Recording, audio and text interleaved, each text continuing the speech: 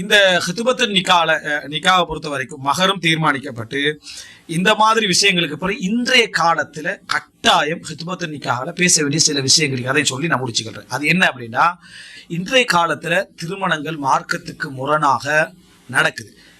குர்ஆன் சுன்னா பேசக்கூடியவர்கள் மார்க்கவாதிகள் என்றவங்க காணாம போற முக்கியமான 3 இடம். ஒன்று கல்யாணம், 2வது வீடு கட்டுறது, 3வது பிசினஸ். சரியா? அடையும் வரைக்கும் அப்படி இருப்பாங்க. அந்த இடத்துல கல்யாணம் ஹோல் திருமணத்துக்கு போக மாட்டேன், அதை ஹராமாக்கி விளங்கிட்டா, அதுக்கு போக மாட்டேன், இதுக்கு போக மாட்டேன் இருந்த ஆளெல்லாம் அவங்கள மகள்கிட்ட கல்யாணம் வந்த உடனே இது சம்பந்தமா ஏதாவது கருத்து முரண்பாடுகள் அறிஞர்களுக்கு மத்தியில் இருக்கிறது. ஏன் ஊருக்கெல்லாம் உனக்கு கருத்து முரண்பாடு விளக்கல, ஓண்ட பிள்ளைக்கேடு வரக்குள்ள இஜ்திஹாத் ஃபுகஹா உல் மதாஹிப் அல் அர்பா விளங்கிட்டா, 4 மதுஹப் இமாம்கள், லாஹிரியான் ஒரு மதுஹப் இருக்கு அப்படின்னு கேள்விப்பட்டேன். எல்லா மதுஹப் அவருக்கு அப்ப கேள்விப்படும் விளங்கிட்டா. சுஃபியான் தௌரி ஒரு இமாம் தானே, அவர்கிட்ட ஒரு மதுஹப் ஒன்று இருக்கு தானே, எல்லாம் கருத்துக்கள் ஆய்வு செய்யறாராம். அந்த மாதிரி ஆக்கள் அந்த நிமிஷத்துல பேசுற டைம்லயே மனோ உச்சகட்டம் நமக்கு விளங்குதா இல்லையா? இந்த ஃபிக்ஹ் வந்து நீ பொய்க்கு தானே யூஸ் பண்ற, அல்லாஹ் ரசூல் அல்லாஹ்வுடைய மார்க்கத்தை பின்பற்றவனா யூஸ் பண்ற. உனக்கு என்னதுக்கு இந்த, நீ உண்மையிலே உனக்கு அந்த இடத்துல ஆய்வு வந்தா நீ என்ன செய்ய மூடிடும். அந்த ஆய்வு இந்த இடத்துல நமக்கு ஆய்வு தேவையே இல்லை. ஆய்வுல கூடுமண்டே இருந்தாலும் கூட நீ செய்யப்படாது. ஏன் நீ இந்த இடத்துல தடமாற? கடைசி நேரத்தில் திருமண நேரத்துல அப்படியே தலையிலா மாறிடுறான். சில சுபஹானல்லாஹ், சிலர் இவங்களும் மாறுவாங்களா அப்படின்னு நினைக்கக்கூடிய ஒவ்வொருடைய திருமணத்திலையும் அப்படி பக்காவா அடிச்சு பேசினவங்க. இதெல்லாம் போவோம், இதெல்லாம் கூடாது, ஹராம். பன்றி இறைச்சி லெவலுக்கு என்ன செஞ்சான்? பன்றி இறைச்சி அந்த இருக்கிற ஹராம் லிஸ்ட்ல நமக்கு சொல்லாத மிருகத்தெல்லாம் கொண்டு போட்டு விளங்கிட்டா. அப்படி லிஸ்ட்ல இருந்த பாட்டியெல்லாம் அவங்களோட மகள்கிட்ட கல்யாணத்துல பார்த்தா கூடுமட்டத்தை கூடாதுன்னு சொல்லிட்ட பாட்டியெல்லாம் தான் அவங்களோட மகள்கிட்ட கல்யாணத்தை பார்த்தா திருமண பேச்சுவார்த்தை அகதினிக்காகவே வேற லெவல்ல நடக்குது. கேட்டா இந்த நண்பர்கள் கூட தானே எனக்கு ஃப்ரெண்ட், மற்றவங்கள ஏழை பாலைகள் காட்டுவாசிகள் தானே மற்றவங்களாம். இவருக்கு மட்டும்தான் ஃப்ரெண்ட்ஸ் மாதிரிலாம் நிறைய பேர் இருக்கிறாங்க. மற்றவங்களாம் காட்டுக்குள்ள வேடுவர் டீம் விளங்கிட்டா, அதை கற்கால மனிதர்களாக அவங்க வந்து சரியா வந்து சேர்ந்தவங்க தானே.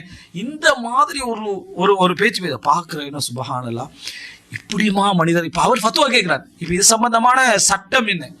இப்போ சில உலமாக்கள் போய் மாட்டிக்கிறார், நீங்க வந்து இந்த பயானுக்கு வரலாமா அப்படின்னு. அவருடைய வாழ்க்கை வரலாறு பார்த்தா அவர் வந்து கல்யாண விஷயத்துல அப்படி பக்காவா இருந்தவர். அவர் போயிடுறாரு. போய் பார்த்தா எல்லாம் தலைகீழ். இவர் இப்படி நடக்கிறார். அவருக்கு அங்க சங்கடம். ஏன்னா அவர் 100% நினைச்சு போனது இவர் இப்படித்தான் இருப்பாருன்னு சொல்லி. அந்த சிலரை பார்த்தா விளங்கு, இவர் ஆடம்பரத்தில் உள்ளவர், வசதியானவர், கோடீஸ்வரர், கொடியேட்டி பறக்குவாரு விளங்கிட்டா, ஹெலிகாப்டர்ல தான் கல்யாணம் நடக்கும், பூத்துவாங்க, இதெல்லாம் நல்லா விளங்கிரு. இந்த லெவலுக்கு உள்ள பார்ட்டியில நம்ம போக முந்தையே நமக்கு விளங்கிரு, இது நம்ம செட் ஆகாது, நம்ம போகக்கூடாது, நம்மளுக்கு விளங்கிரு. இது என்னடா, இந்த ஆள் இப்படித்தான் நடத்தவே மாட்டார்னு தெரிஞ்ச ஒரு கல்யாணத்துல போனா நாங்க தலையிடலாம். அப்ப விளங்குதானே கல்யாணத்துல என்ன செஞ்சிடறான்? இஸ்லாத்தை விட்டுடுறாங்க. அடுத்தது என்ன? பிசினஸ் என்று வந்தா இஸ்லாத்தை விட்டுறான். வீடு கட்ட கூட இஸ்லாத்தை விட்டுருவோம். வீடு கட்டுற டைம்ல எப்படியாவது அதுல நெகிழ்ந்து விளங்கிட்டா அப்படி போய் இஸ்லாத்தை விட்டுருவாங்க. இந்த மாதிரி இடங்களை நம்ம கவனிக்க வேண்டியது என்னன்னு சொன்னால், தெளிவா பேசிடணும் அந்த இடத்துல. இந்த திருமணத்துல பொறுத்த வரைக்கும் ஆடல் பாடல் இருக்காது, ஆண் பெண் கலப்பு என்ன செய்யாது, இருக்காது. ஒரே ஸ்டேஜ்ல ஊருக்கே பொண்ணாகவும் ஊருக்கே மாப்பிள்ளையாகவும் இருக்கிற அந்த வேலை நடக்காது. ஏன்னா மாப்பிள்ளை பொண்ணை உட்கார வச்சு எல்லா பெண்களையும் அவர் பார்க்கிறாரு.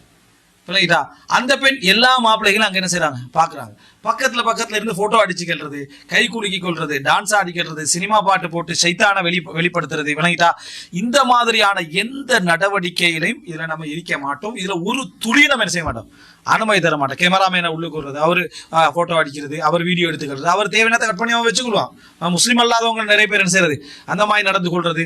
இந்த மாதிரியான கல்யாணங்கள் ஒரு வீடியோ எடுத்தா என்ன எடுக்கிற வீடியோ, அந்நிய பெண்ணை எப்படி நீ வீடியோ எடுப்பாய்? ஒரு அந்நிய பெண்ணை நீ எப்படி வீடியோ எடுப்ப? யார் யார் அவனுக்கு உரிமை தந்தது? அந்த பெண்களுடைய பேச்சு, அந்த நடை போட இதெல்லாம் என்ன எடுக்கிறான். ஒரு இஸ்லாமிய திருமணம் என்ற ஒரு பெண்கள் தனியான இடம் கொடுத்து, யாருமே பார்க்க முடியாத அமைப்புலாம் ஒரு இடத்தை கொடுத்து, அவங்க அபாயா இல்லாம இருந்தா கூட பரவாயில்ல, முந்தான இல்லாம இருந்தா கூட பரவாயில்ல, அங்க போட்டோ கேமராக்கள் இல்லாம இருந்தா பிழை இல்லையே. தனி பெண்கள் மட்டும்தான் அந்த இடத்துல அவங்க வேண்டிய மாதிரி இருக்கலாம். அந்த இடத்துல துஃப் அடிச்சா கூட பரவாயில்ல. ரசூல் ஸல்லல்லாஹு அலைஹி வஸல்லம் துஃப் அடிங்கன்னு சொன்னாங்க. அந்த இடத்துல பெண்களுக்கு மத்தியில பெண்கள் வந்து ஆட்டம் டான்ஸ்ன்றது கூட மார்க்கம் என்ன செய்யல, எங்களுக்கு தடை செய்யல. அவங்க சந்தோஷமா இருந்து கூட தடை செய்யல. ஆனா ஒரு ஆண் பார்க்க முடியாம இருக்கணும், வீடியோ என்ன எடுக்க முடியாம இருக்கணும், போட்டோ அடிக்க முடியாம இருக்கணும். சொல்லலுமா? இப்ப பெண்கள் மட்டும் கலந்து கொள்ளும் பேட்மிண்டன் விளையாட்டுன்னு சொல்றாங்க. பேட்மிண்டன் வந்து பெண்கள் மட்டும் கலந்து கொள்றாங்களாம்னு ஒட்டிக்கிறாங்க. அங்க போனா போன் எல்லாம் பறிச்சு வச்சிருவாங்களான்னு. சும்மா கதை தான். போறதுக்கு முந்தையே போட்டால் ஃபேஸ்புக்ல போனா தானே எடுப்பாய், போக முந்தைய வீட்டுல வச்சே ட்ரெஸ்ஸை போட்டு போட்டோ விளங்கிட்டா. நாங்கள் இஸ்லாமிய அடிப்படையிலான பேட்மிண்டனுக்கான பயணம், சுப்ஹானல்லாஹ். விளங்கிட்டா. இந்த மாதிரி ஒரு நடக்கக்கூடிய இடத்துல எப்படி நம்பி நம்ம எல்லார கையிலும் போன் இருக்கு, அவன் எப்படி நம்பி நம்ம அப்படி அந்த இடத்துல என்ன செய்ய நடந்து கொள்றது என்ற ஒரு மோசமான இந்த நிபந்தனைகளை மிச்ச தெளிவா பேசணும். இப்படித்தான் அந்த திருமணம் நடக்கும் அப்படின்னு அதுல சிரிச்சுக்கிட்டு அட்ஜஸ்ட்மெண்ட் எல்லாம் என்ன செய்யக்கூடாது, இவ்வளவுதான் சட்டம், இப்படிதான் நடக்கும். திருமணமே உடைஞ்சாலும் பரவாயில்ல, இதுதான் சட்டம்னு அப்படி நூலுக்கு நிக்கணும். விளங்கிட்டா.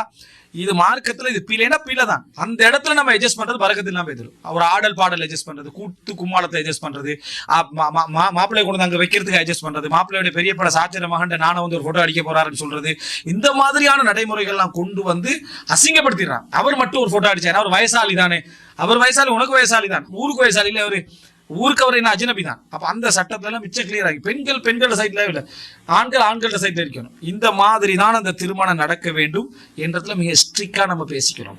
இதுல சில இல்லாத நிபந்தனைகளை வச்சுக்கிறாங்க, அது நம்ம ஜோடனை சம்பந்தமா பேசுவோம். இந்த விஷயங்களை திருமண விஷயங்கள்ல அதே போல பெண்ணோட சம்பந்தப்பட்ட விஷயங்கள் இருக்குது. இந்த மாதிரி அந்த பெண் இருக்கணும், உங்க அபாயா போடணும், மார்க் ஒழுக்க விஷயங்கள் எப்படி இருக்கும், நீ ஓண்ட நிபந்தனைகள்லாம் அந்த பேச்சுவார்த்தையில் மிச்சம் தெளிவா என்ன செய்யணும் இருக்கணும்.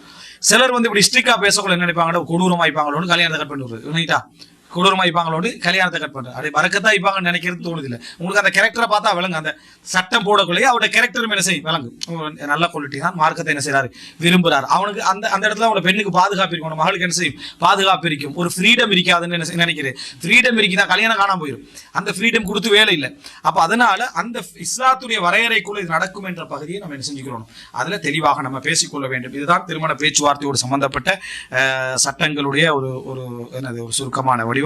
இன்ஷா அல்லாஹ் இதுக்கு அடுத்த பகுதியாக அக்துன் நிக்கா, அதாவது திருமண ஒப்பந்தம் என்ற பகுதிக்கு போவோம்.